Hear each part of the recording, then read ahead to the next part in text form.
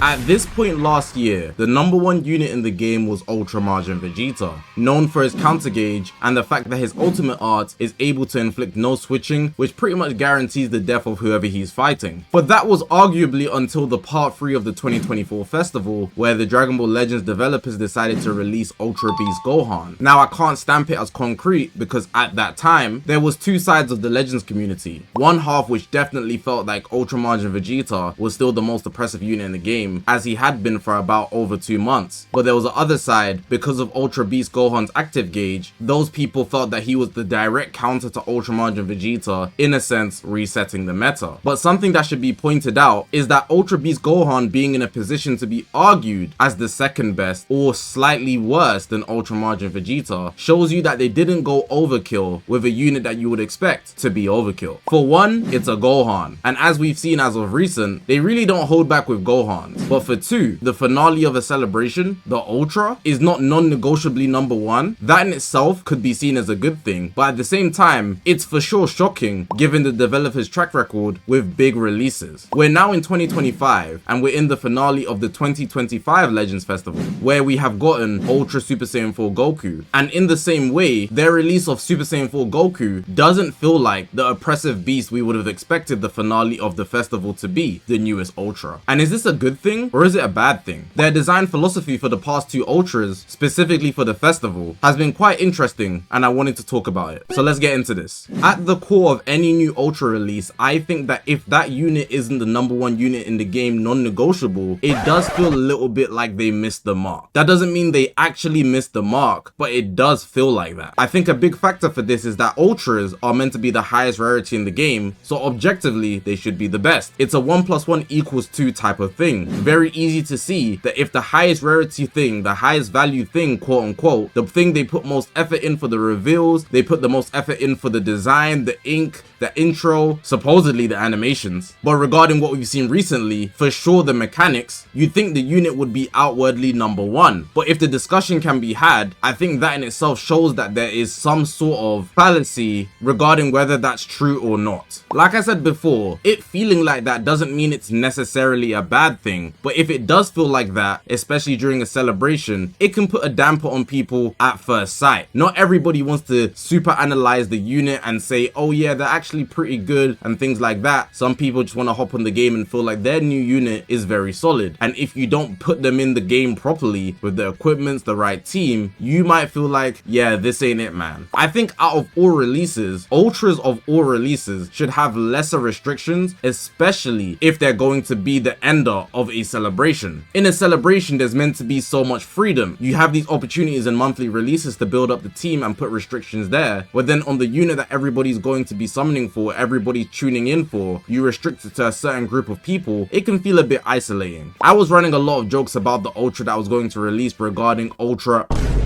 that we didn't get, but it's all fun and games. Like I said, it's jokes. But the ultimate truth is, there's definitely a group of people that are not interested in the festival right now whatsoever because Super Saiyan 4 Goku doesn't appeal to them. But at least if the unit was good all round, they might still go for them. But there's also the restriction in his kit regarding the fact that he needs to be put on GT to get his endurance, buff cancellation, and extra buffs. And I can't say I necessarily support any celebration units being restricted so heavily. I do understand the idea that if they weren't restricted, then the meta would be reset at a harsher pace because the festival units or anniversary units would simply steamroll the whole game if none of them had restrictions. But let's look at it for what it is. Almost none of them have restrictions. And if anything, the unit most restricted out of all the celebration units, in this festival at least, is Ultra Super Saiyan 4 Goku, the highest rarity one. And that makes you think, is that the right call? Is it not the right call? It's a subjective matter. But ultimately, I think the goal would be to make that unit most accessible to other people and not really force them into a box. But I do also feel like they have to think about the longevity of the game, the meta going forward, so they can't just do whatever, make the unit busted, and then have that unit be accessible on every single team, because that could also make the overall experience a lot worse. This subject has a lot of nuance, which is why I had to tackle it in this way, but specifically for the festival Ultra, there is competition right now, and in this case, it's Super Saiyan 2 Gohan.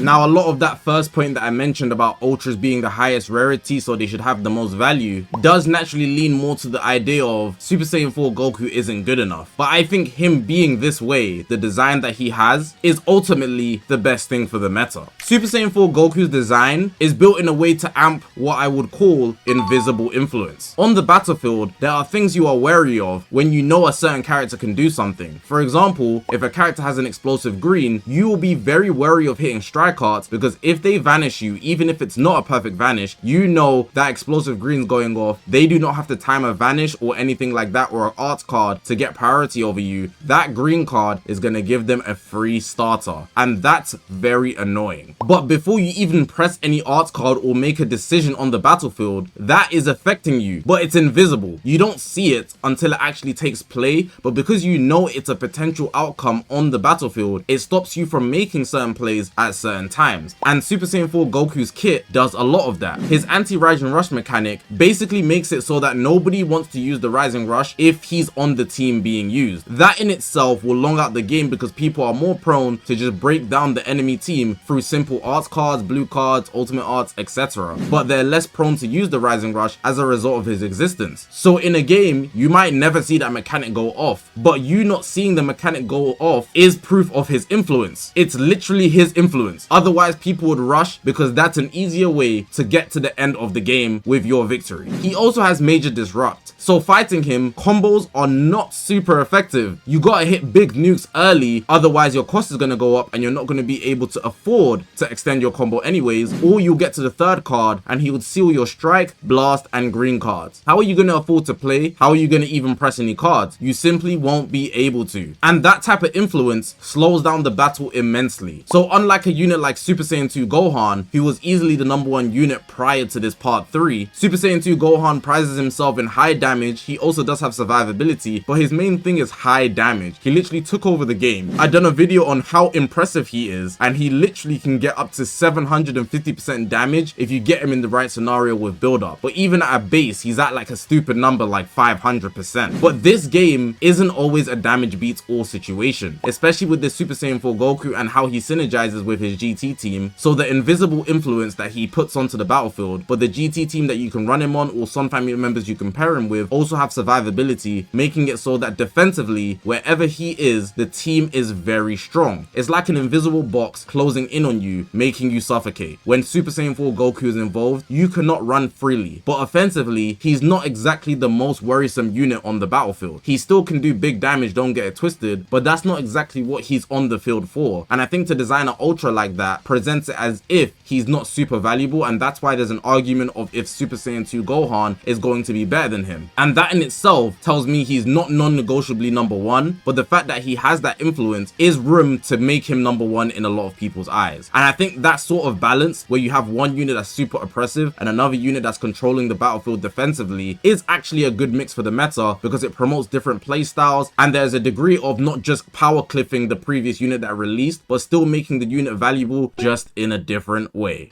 Usually in a video like this, I would give you my own conclusion, but I don't necessarily have a conclusion. I simply see both sides. But there's probably a side that you guys lean to more than the other. I feel like if you're not a major fan of whatever the ultra is going to be, then you'd probably lean more to the side of you want the ultra to be generally OP and less restrictive, so you can just enjoy the celebration, because based on that, you already don't like the unit selection, but at least if you still went for them, you can enjoy. But on the other end, you might feel like balance is everything, and that could actually benefit you. Maybe something else in the celebration that released or in recent times you actually like, so if this unit that releases the new big thing is actually somewhat balanced, it benefits you in that way. Or in another way, you just want the game to be in a better state overall, so you want it to be balanced. But I feel like there has to be a mix of both, and the developers having to do that job, it's much more difficult than it seems. Having to provide that value, because it's a new highest rarity unit, right? The new ultra. They have to be #1. You want them to be the most solid thing in the game, but you also don't want them to be absolutely ridiculous, because the game stops being fun because they immediately take over the meta through an absolute power creep. There needs to be the best of both worlds in that one unit, and to execute that perfectly, it's pretty difficult, but I think the developers have done a good job here. I think if there's an argument between the #1 unit and the #2 unit, and one of those unit is the new ultra, that's actually good enough. But I think if it's non-negotiable, maybe they were overkill, or maybe the meta itself just wasn't good enough. However you want to see it is down to you, but hopefully you guys did enjoy this video. If you haven't already, make sure to press the subscribe button. We're on this grind to 200,000 subscribers. I appreciate appreciate you guys for watching, man. My name is Zakashi, guys, and I'll see you guys in the next one, man.